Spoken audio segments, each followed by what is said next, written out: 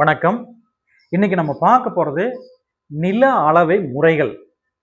எப்படியெல்லாம் நில அளவை பண்ணாங்க, நம்மள்ட்ட இருக்கிற ரெக்கார்டெல்லாம் எந்தெந்த வகையான ரெக்கார்டு இருக்குது அப்படிங்கிறது. முதலா பார்த்தீங்கன்னா, நம்மளுக்கு நில அளவை முறையிலேயே ரொம்ப ரொம்ப முக்கியமான முறை கசரா மெத்தட். கசரா முறை அப்படிங்குவாங்க. கசரா முறை அப்படிங்கிறது மே ஒரு சதுரம், செவ்வகம் அந்த மாதிரியான ஒரு அமைப்பை வச்சு பண்ணக்கூடிய ஒரு முறை. கசரா மெத்தட் அப்படின்னு சொல்றது இப்போ நிறைய டாக்குமெண்ட்ல கசரா மெத்தடு முறைகளை தான் ஏரியா அரைவ் பண்றதுக்கு டாக்குமெண்ட் ரைட்ஸ் யூஸ் பண்றாங்க. அது எப்படி யூஸ் பண்றாங்கன்னா, மேல இருக்கிற அளவும் கீழே இருக்கிற அளவையும் டோட்டல் பண்ணி ரெண்டால டிவைட் பண்ணியும், இந்த சைடுல இருக்கிற அளவை ரெண்டால் டிவைட் பண்ணியும் அந்த ரெண்டை மல்டிப்ளை பண்ணி, அதாவது ஒரு சதுரத்துக்கும் செவ்வகத்துக்கும் எப்படியெல்லாம் நம்ம ஏரியா அரைவ் பண்ணணுமோ அந்த மாதிரியான மெத்தட்ல அரைவ் பண்றாங்க. இது சர்வேல ஈவனா இருந்தா மட்டும்தான் மூலைமட்டம் 90 டிகிரிக்கு இருக்கும்போது மட்டும்தான் இது பாசிபிள். மற்ற எந்த இடத்துலையுமே இது பாசிபிள் கிடையாது. இது ஒரு காலத்துல ஒரு சர்வேல ஒரு நடைமுறையில இருந்தது. அதுக்கப்புறம் அவங்க சாதாரண முக்கோண முறை. இது ரொம்ப காம்ப்ளிகேட்டடா இருக்கு. ஒரு முக்கோணமா பிரிச்சு அளந்துக்கலாம் அப்படின்னு சொல்லிட்டு அடுத்து சாதாரண முக்கோண முறையை கொண்டு வந்தாங்க. இது சிம்பிள் ட்ரையாங்கிள் அப்படின்னு சொல்லுவாங்க.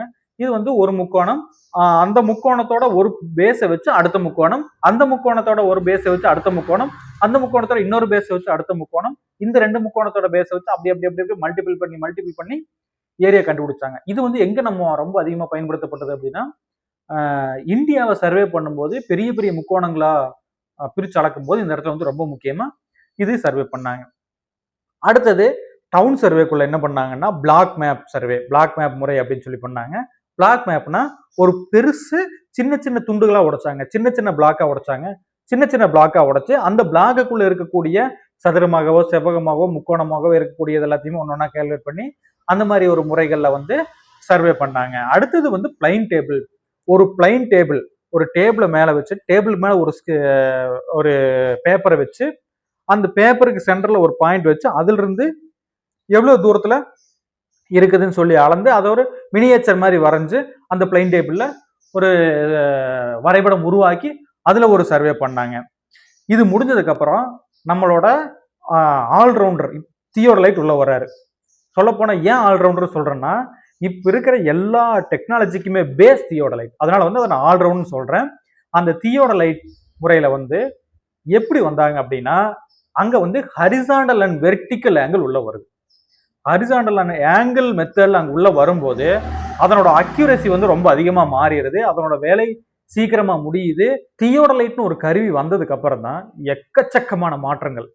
தியோடலைட் அப்படிங்கிறது முக்கியமான 2 வேலையை செய்யுது. என்னன்னா, அதனோட இருக்கிற இடத்துல இருந்து ஒரு ஆப்ஜெக்ட் பார்க்கும்போது அதனோட ஹரிசாண்டல் ஆங்கிள் எவ்வளோ அப்படிங்கிறத மெஷர் பண்ண முடியுது. அதே மாதிரி வெர்டிக்கல் ஆங்கிள் என்ன அப்படிங்கிறத மெஷர் பண்ண முடியுது. இதை வச்சு இப்ப கரண்ட் சினாரியோ வரைக்கும் இதன் அடிப்படையில தான் சர்வேவே போயிட்டு இருக்குது. இதனாலதான் இதை நான் ஆல்ரவுண்டர்னு சொல்றேன். அதே மாதிரி இதுக்கப்புறம் பார்த்தீங்கன்னா சர்க்கம்ஃபரன்ஸ் சர்வே அப்படின்னு சொல்லுவாங்க.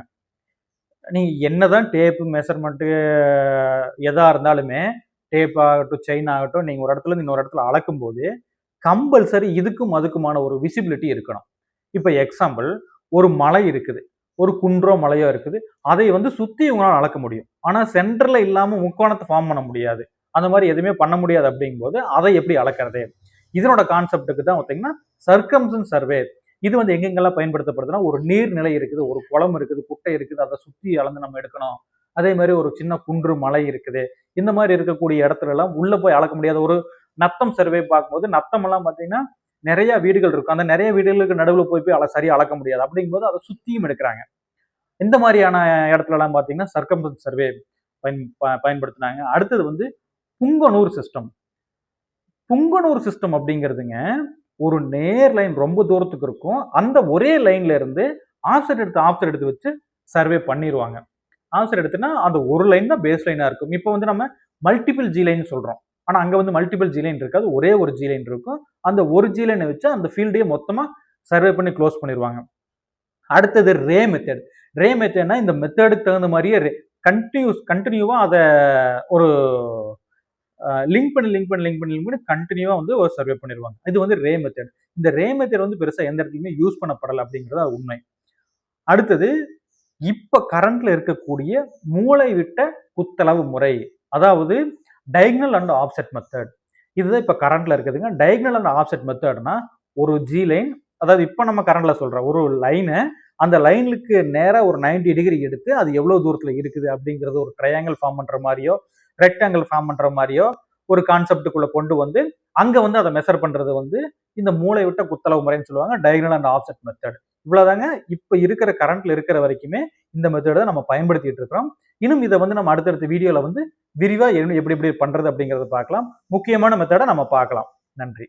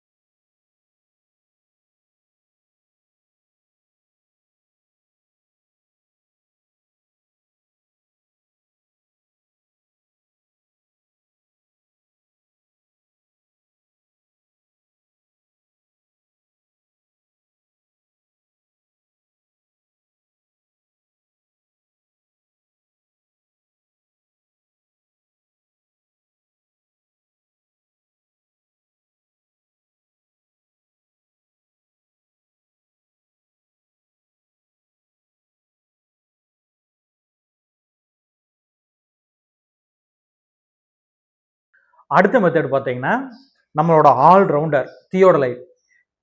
தியோடலைட்னு ஒரு கருவி வந்ததுக்கு அப்புறம் தான் எக்கச்சக்கமான மாற்றங்கள்.